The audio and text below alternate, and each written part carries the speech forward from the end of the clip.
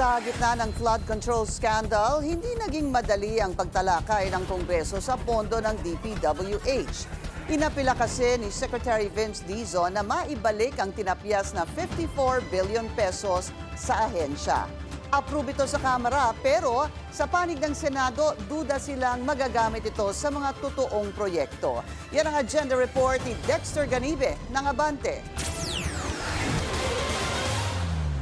He will be the best person to answer the questions. Actually, with all due respect, dahil pinag-aralan din ho namin to. No? Pinag-aralan din po natin to. Alam natin yan lahat. Siguro bago ho natin patawag siya, ay bigyan ho natin pagkakataon po ang isa't isa na magbigay ho ng kanilang pahayag. Mainit na ang palitan ng sagot ng chairperson ng Senate Finance Committee at House Committee on Appropriations kung pahaharapin at magpaliwanag sa BICAM meeting si DPWH Secretary Vince Dizon. Kasunod ng hiling ng kagawaran na maibalik ang natapya sa kanilang 2026 proposed budget matapos ipatupad ang bagong construction material price data na unang sinita ng Pangulo dahil overprice ang mga ito. We have given them ample time, Madam Chair, to the opportunity to explain during the committee hearings. Ang worry ko lamang, Madam Chair, Mr. Chair, is that we might be creating a precedent. Any committee in Congress, whether it is in the House or in the Senate, has the power to be able to have resource persons to explain. Let it be very clear. The senators did not invent the numbers. These are from the Department of Public Works and Highways.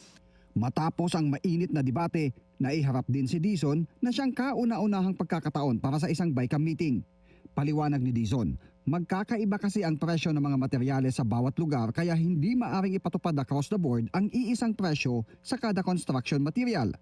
Pagtitiyak ni Dizon sa BICAM, hindi maaabuso ang budget kapag naibalik dahil may department order na siya sa mga regional at district engineer na mahaharap sa asunto ang hindi susunod sa bagong CMPD.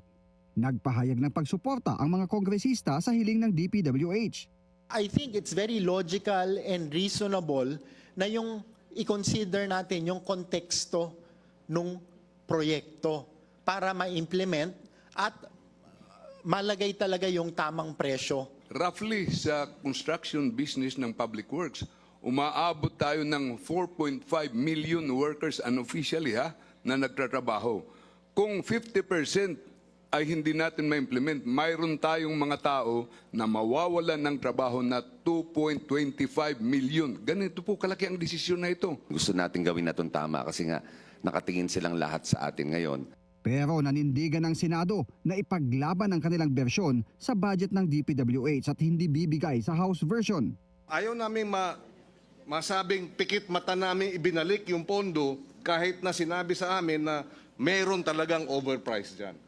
Babala din ni Senate President Pro Tempore Pampilo Lacson kapag ibinalik ang natapyas na nasa 54 billion pesos sa DPWH budget ay magiging daan lang para sa kontrobersyal na insertions. Pero pangamba ng mga kongresista kapag hindi pinagbigyan ang hiling ng DPWH ay may mga proyektong di matutuloy dahil kakapusin ang budget. Giit naman ni Senador Pia Cayetano, maari namang ituloy sa susunod na budget cycle ang isang proyekto sakali mang kapusin ng pondo. Ang mahalagaan niya ay matuloy ang proyekto. Ayon naman kay Secretary Dizon, may probisyon sa batas na maaring i-modify ng DPWH ang isang proyekto para mapagkasya ang nakalaang budget para rito lalo na kapag may malaking pagbabago sa presyo ng materyales. Pero ayon kay Congressman Garcia, prone to corruption ang modification dahil discretion na ng DPWH ito. Pero punto ng mga senador, ganun din naman kung ibalik ang 54 billion dahil nasa discretion din ng mga regional at district engineer ang paggamit nito. Inaamin ko po, wala pong tiwala ang taong bayan sa DPWH ngayon. Kaya naiintindihan ko po yan. Naiintindihan ko po. Kaya siguro po ang masasabi ko na lang po is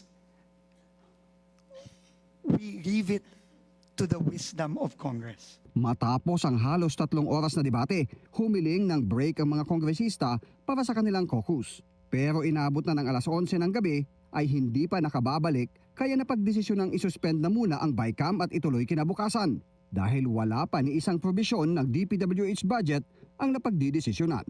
Para sa agenda, Dexter Ganibe, Abante.